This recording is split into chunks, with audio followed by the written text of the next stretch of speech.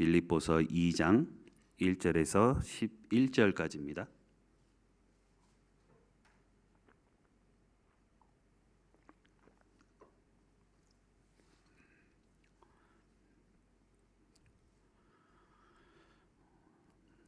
한 절씩 계속 읽으시고 마지막 절을 함께 같이 읽겠습니다.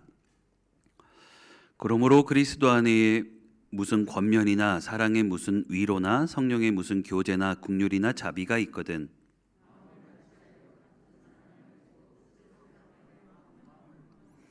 아무 일에든지 다툼이나 허용으로 하지 말고 오직 겸손한 마음으로 각각 자기보다 남을 낮게 여기고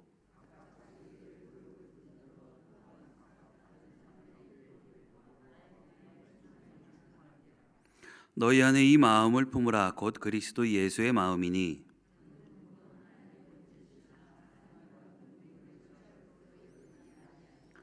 오히려 자기를 비워 종의 형체를 가지사 사람들과 같이 되셨고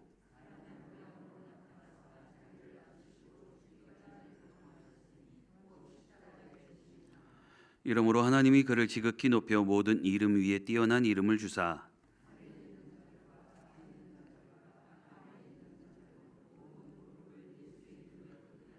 함께 읽겠습니다. 모든 입으로 예수 그리스도를 주라 시인하여 하나님 아버지께 영광을 돌리게 하셨느니라. 아멘. 하나님을 믿고 있는 우리가 이 땅을 살아가면서 가장 치열하게 싸워야 되는 전쟁이 뭐가 있을까요? 전쟁의 종류도 많고 또 각 나라마다 자기네 전쟁이 제일 목숨을 걸만하다, 목숨을 걸어야 된다라고 하는 전쟁이 다 있겠지만 그 중에서도 우리는 내 마음과의 전쟁이 가장 치열하지 않을까라는 그런 생각을 해봅니다. 세상은 정말 끊임없이도 내 마음을 흔들고 있고요. 그리고 그렇게 흔들린 내 마음은 결국에는 내 삶을 통째로 바꾸어 버리지 않을까라는 그런 생각을 할 만큼 아주 위험합니다. 내 마음을 흔드는 전쟁. 마음이 무너지면 내 관계도 무너지고요. 또 내 관계가 무너지면 그렇게 공동체도 무너지고 공동체가 무너지면 결국에는 그 사람의 믿음, 그 사람의 신앙 전체가 완전히 무너질 만큼 그 사람의 마음을 관리하는 것이 그만큼 중요하다라는 겁니다. 이 빌립보 교회는 사도 바울이 아주 특별하게 사랑하고 있던 중요한 교회 중에 하나였습니다. 그래서 이 빌립보서는 다른 서신들하고는 다르게 다 이 사도 바울의 따뜻한 애정이 굉장히 많이 들어가 있는 편지라고도 볼 수가 있습니다. 그런데 문제는 이 빌립보 교회도 사도 바울이 굉장히 사랑은 하고 있지만 위기가 있다라는 것을 볼 수가 있습니다. 외부에 박해가 있을 뿐만이 아니라 이 교회 안에 아주 작은 갈등도 많이 있고 또 굉장히 많은 분열도 있다라는 겁니다. 그래서 바울은 그 상황 속에서 편지를 쓰면서 성도들에게 이런 말을 합니다. 5절 말씀에 나오죠. 너희 안에 이 마음을 품으라. 곧 그리스도 예수의 마음이니 예수님의 마음을 품으라라고 말을 하고 있습니다. 이것은 그냥 단순히 감정의 문제로만 볼 게 아닙니다. 그 존재의 근본을 너희들 마음속에 있는 존재의 근본을 싹 다 바꾸라는 겁니다. 완전히 바꿔버려야 된다라는 거죠. 예수님의 마음을 품을 때, 그럴 때 우리는 새로운 사람으로 살아갈 수가 있다라는 겁니다. 완전히 바뀐다라는 거죠. 예수님의 마음을 품을 때, 그럴 때 그 교회는 세상이 감히 흔들 수 없는, 세상이 감히 건드릴 수 없는 그런 견고한 공동체가 될 수 있다라는 겁니다. 감히 쳐다볼 수도 없는 그런 공동체가 될 수 있다라는 겁니다. 오늘 이 말씀은 그냥 단순하게 옛날에 그 빌립보 교회만을 위한 그런 말씀이 아닙니다. 오늘 우리 교회를 향해서 주신 말씀이고요. 또 지금 이 자리에 앉아서 같이 예배를 드리고 있는 우리 각 사람에게 주시는 하나님의 메시지가 분명합니다. 왜냐하면 오늘 우리 사이에서도 솔직히 우리도 사람이기 때문에 우리도 연약한 사람이기 때문에 갈등이 있을 수도 있고요. 또 오늘 우리 안에도 무너지는 마음이 있고요. 오늘 우리도 그리스도의 마음이 아주 절실하게도 필요한 그런 존재가 우리 사람이기 때문에 그렇습니다. 그래서 오늘 우리는 이 시간에 이 바울이 빌립보 교회에 보낸 이 간절한 권면을 따라가 보면서 과연 그리스도의 마음이 무엇인지, 또 이 마음을 품는 것이 과연 우리의 삶에는 어떤 변화를 가져다 주는지, 그것을 한번 깊이 살펴보시도록 하겠습니다. 먼저 사도 바울은 교회의 본질적인 연합을 강조하고 있습니다. 본문 2절 끝에 가서 다시 보시면 한 마음을 품어라고 말씀합니다. 그런 연합은 그냥 인간의 감정이나 이해관계에서 시작되는 것이 아닙니다. 그런 출발점은 오직 그리스도 안에서, 예수님 안에서 될 수 있다라는 겁니다. 이 그리스도 안에서 경험하는 권면이고 또 그 안에서 나오는 위로, 교제, 긍휼, 그리고 자비가 우리를 하나 되게 하는 힘이 다라는 겁니다. 그것만이 우리를 하나로 뭉쳐줄 수 있다라는 겁니다. 다른 그 어떤 것이 아니라 예수님을 믿는 그 안에 우리가 머물 수 있어야만 우리를 하나로 뭉쳐준다라는 겁니다. 이것이 우리 안에 있어야 된다라는 겁니다. 바울은 같은 권면, 같은 사랑, 뜻을 합하는 것, 한 마음, 이 네 가지의 표현을 써가면서 교회 연합을 아주 구체화하고 있습니다. 이것은 그냥 단순하게 너희들 서로 의견을 모아야 된다, 생각을 모아야 된다, 이런 걸 의미하는 게 아닙니다. 오히려 여기서 더 나가가지고 서로 다른 생각들, 다른 성향을 가진 그런 사람들이, 오직 그런 사람들이 예수님의 사랑 안에서 하나 되게 하는 것을 경험하는 것이다라고 볼 수가 있는 겁니다. 여기서 이제 바울은 교회의 분열의 그 원인을 진단하는데 3절부터 다시 보시면 그 원인이 이제 서로 다투는 것에 있고 또 허영에 있다라고 말을 합니다. 다투는 것, 이 다투는 것은 서로 자기 주장 때문에 나오는 거고요. 또 허영이라는 거는 그냥 자기 자랑, 내가 더 잘났고 내가 더 앞서가고 이런 자기 자랑 때문에 나온다라는 겁니다. 교회를 깨뜨리는 가장 큰 원인은 외부에 있고 밖에 있고 이런 게 아니라 속에 있는, 그 안에 있는 자기 교만함 때문에, 나만 드러내려고 하는 그런 교만함 때문에 온다라는 겁니다. 그런데 그것에 대한 해답은 뭐라고 하는 건가요? 그것에 대한 해답은 오직 겸손한 마음으로라고 합니다. 겸손한 마음으로. 겸손이 해답이다라는 겁니다. 겸손함이 있어야 그 모든 것들을 없앨 수 있다라고 분명하게 말하고 있습니다. 겸손이라는 거는 그냥 단순하게 자기를 낮추는 그런 태도에서만 끝나는 게 아닙니다. 나를 낮추는, 자기보다 남을 낮게 여기는 것, 자기보다 남을 좋게 여기는 것, 이것이 겸손입니다. 나보다 남을 올려주는 것, 이것이 겸손이다라는 겁니다. 이 말씀은 그냥 비교하라는 게 아닙니다. 본질적으로는 섬김의 태도를 말하는 거죠. 한마디로 자신이 그 중심에 있다, 이게 아니라 나를 중심에 세우는 게 아니라 내가 아닌 다른 사람을 중심으로 세운다라는 겁니다. 이게 올바른 겸손이죠. 이제 5절에서 8절 말씀을 다시 보시면 이 말씀이 이제 오늘 본문 말씀의 핵심이라고 볼 수가 있습니다. 5절 말씀을 다시 보세요. 너희 안에 이 마음을 품으라 곧 그리스도 예수의 마음이니, 이 그리스도의 마음은 한마디로 자기를 비우는 겁니다. 나를 비운다라는 겁니다. 이게 이만큼 중요합니다. 우리 예수님은 하나님하고 동등하신 분이셨지만, 우리 예수님이 그만큼 높으신 분이셨지만 그 특권을 움켜쥐지 않으셨습니다. 우리 예수님이요. 오히려 그거를 다 스스로 비우시고 종의 형체를 가지시고 이 땅에 오셨다라는 겁니다. 그만큼 우리 예수님이 낮아지셨죠. 인간의 형체를 입으셨을 그뿐만이 아니라 우리보다 더 낮아지시고 그만큼 십자가를 지시고 죽기까지 우리 예수님이 순종하셨다라는 겁니다.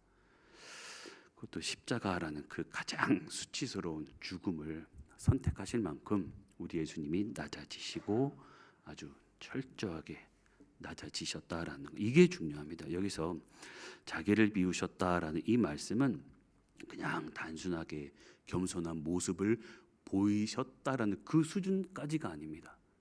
우리 예수님은요, 자기 권리를 다 내려놓고 아주 철저하게 하나님의 뜻에 순종하는 걸 말합니다. 그러니까 그리스도의 마음은 바로 이 자기를 비우는 것, 자기를 비우고 순종하는 그 마음, 그거를 말하는 겁니다. 이렇게 자기를 낮추신 예수님을 하나님은 정말 어떻게 하셨나요? 그 결과로 지극하게도 높이셨습니다. 이렇게까지 낮아지신 예수님을 우리 하나님은 최고로 높여주셨잖아요. 우리 하나님이 이 부분은 우리한테 아주 중요한 원리를 보여줍니다. 하나님 나라의 법칙은 이 세상하고의 법칙하고는 완전히 정반대입니다. 우리가 생각하고 있는 거하고는 완전히 다르죠. 세상은 그냥 자기가 제일 높아지려고 애를 쓰고 어떻게든지 그렇게 하려고 싸우고 그러지만은 우리 하나님의 나라는 자기가 낮아짐을 통해서 정말 제대로 된 높임을 받을 수 있는 그런 기준이 있습니다. 이렇게 세상하고는 다릅니다. 우리 하나님의 나라는. 이렇게 예수님의 마음을 품는다라는 건 이게 뭘 의미할까요? 예수님의 마음을 품어야 된다. 이거는 그냥 단순하게 착하게 살자, 곱게 살자, 아름답게 살자 이런 얘기가 아닙니다. 또 우리도 예수님처럼 살아야 되겠다 이렇게 막연한 다짐도 아닙니다. 그리스도의 마음을 품는다. 이거는 내 안에 뿌리 깊은, 내 안에 정말 자리 잡은 이 자기 중심적인, 나 중심적인, 내가 최고가 되어야 되는 그런 마음을 내려놓고 그 자리에다가 이제 우리 예수님의 마음을 들여놓는 것, 그리스도의 마음을 들여놓는 것, 내가 아닌 예수님을 내 안에 모시는 것, 이것이 굉장히 중요하다라는 겁니다. 사실 우리 마음은 늘 내가 중심입니다. 나 자신이죠. 어떻게든지 내가 우선이 되어야 되고 내가 앞서야 되고 나를 나타내야 되고 우리는 이렇게 살아왔습니다. 지금도 이렇게 살고 있는지는 모르겠습니다. 그냥 내가 원하는 것, 내가 누려야 되는 그런 권리도 있고 내가 쌓아온 그런 자존심도 있고 그러니까 우리는 늘 그런 것들만 정말 어떻게 해서든지 지키려고 거기에다가 우리는 안간힘을 쓰고 있는 그런 삶을 살고 있다라는 겁니다. 누군가 나를 무시하는 것 같으면 견디지를 못하고 있고요. 누군가가 나를 어떻게 하려고 하면 싸우려고 하고 있고 우리는 그런 모습이 있다라는 겁니다. 그게 우리 인간의 본능이고요. 3절에서 봤던 이 다툼, 허영 그런 게 바로 여기에서 나오는 겁니다. 그런데 우리 예수님의 마음은 정반대잖아요. 완전히 다릅니다. 우리 주님은 하나님과 동등하신 분이시지만 그 특권을 붙잡지 않으셨다라는 게 우리 사람하고는 완전히 다른 그런 모습이다라는 겁니다. 우리하고 똑같은 모습으로 오셔가지고는 결국에는 십자가에까지 순종을 하셨다라는 것이 우리 사람하고는 완전히 다른 그런 결과를 가져오셨다라는 겁니다. 이제 이 말씀을 우리의 삶에 한번 그대로 대입해 보겠습니다. 우리는 늘 나만 옳다, 나만 최고다 이런 걸 증명해 보이려고 하고 있습니다. 집에서든지 어디를 가든지 누구를 만나든지 늘 나도 모르게 그럽니다. 그런데 이 예수님의 마음을 품는다는 건 늘 내가 옳다는 걸 끝까지 주장하지 않는다라는 게 다릅니다. 내가 최고가 아니다라는 거죠. 아무리 억울한 그런 상황에서도 내 말을 끝까지 관철시키려는 그런 욕심을 내려놓는다라는 겁니다. 그리고 그 자리에서 하나님이 무슨 생각을 하시는지, 하나님의 계획이 뭔지 그런 걸 묻고 내 곁에 공동체를 세우는 그런 선택을 하는 것, 그것이 바로 우리 예수님의 마음이다라는 겁니다. 우리 가정에서도 그렇죠. 부부 사이가 왜 안 좋을까요? 뭐 늘 안 좋은 건 아니지만요. 왜 삐딱삐딱할까요? 또 자녀랑 부모 사이에서도 왜 상처를 줄까요? 네가 아니다. 넌 틀렸다. 이런 싸움 때문입니다. 그렇지만 거기서도 우리 예수님의 마음이 어떠냐면 먼저 낮아지시는 겁니다. 먼저 낮추시는 겁니다. 내가 네 입장에서 한번 생각해 보겠다. 틀린 것 같지만 어떻게든지 한번 생각해 보겠다. 이게 바로 우리 예수님의 마음을 품는 태도가 아닐까라는 그런 생각을 해봅니다. 이렇게 상대방을 조금이라도 헤아려 보려고 하는 그런 태도가 우리 예수님의 마음이다라는 거. 그래서 어떤 상황에서도 우리 주님의 이름만이 드러나기를 원하는 것, 그런 기도가 우리를 바꿀 수 있다라는 것. 그리고 그렇게 할 때 하나님은 반드시 그 길을 열어주시는 줄로 믿습니다. 우리가 집에서든 또 내 개인적인 삶에서든 그리고 우리 교회 안에서도 이렇게 그리스도의 마음은 예수님이 어떤 생각을 품고 계실까, 그리고 예수님이 어떻게 하셔서 옳은 길로 가셨는가, 그런 마음을 품는 게 정말 중요합니다.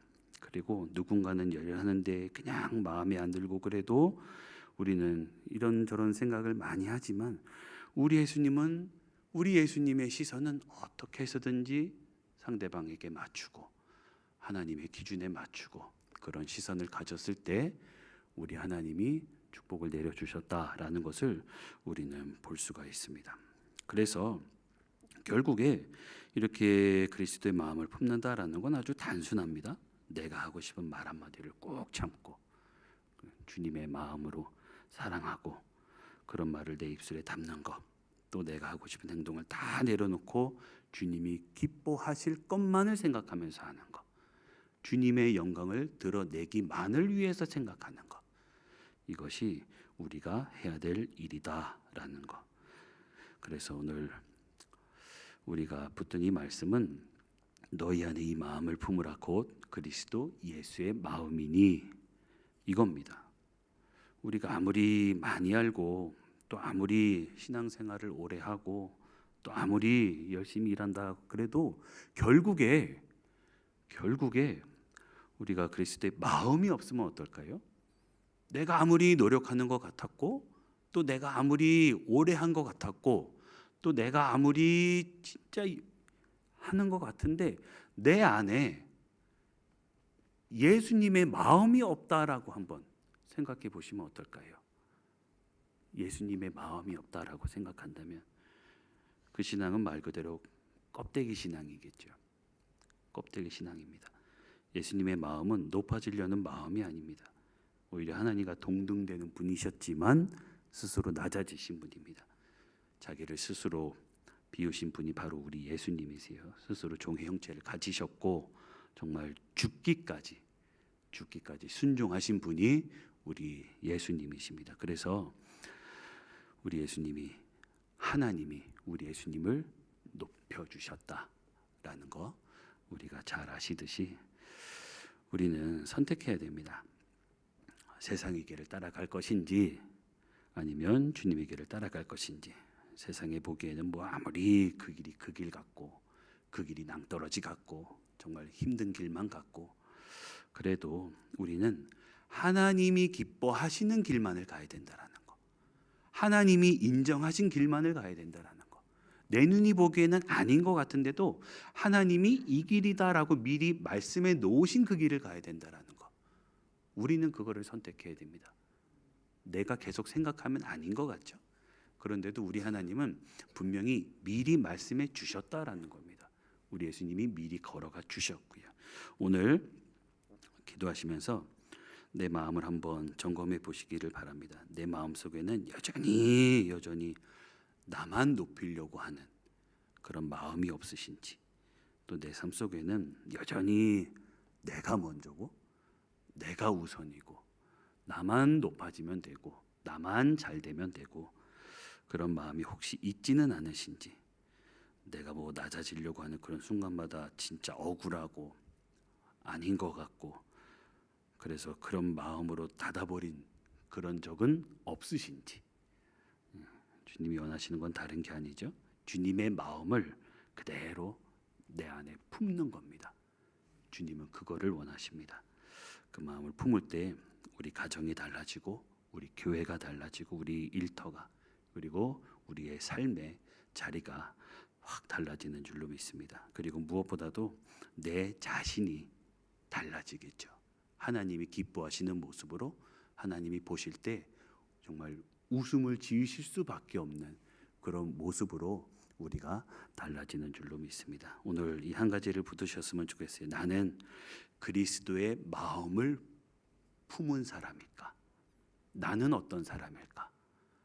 나 자신을 한번 돌아보셨으면 좋겠습니다. 기도하시면서 오늘 하루도 내일도 그리고 주일이 올 때까지 기도하시면서 나를 돌아보시기를 바랍니다. 아주 작은 일들 속에서 그리고 작은 선택 속에서도 작은 말 한마디 한마디 속에서도 주님의 마음을 선택하시기를 바랍니다. 물론 뭐 그 길이 쉽지만은 않겠죠. 어떤 일들 속에서도 물론 쉬운 일은 아닐 겁니다. 그런데 중요한 거는 우리가 주님의 마음을 품고 낮아질 때에 하나님 우리를 높여주시고 또 우리가 세상 것을 다 내놓을 때에 하나님은 반드시 채워주실 겁니다.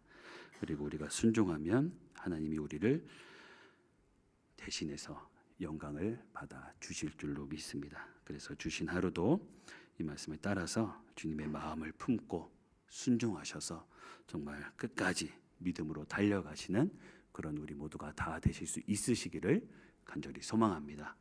네, 우리 함께 기도하겠습니다.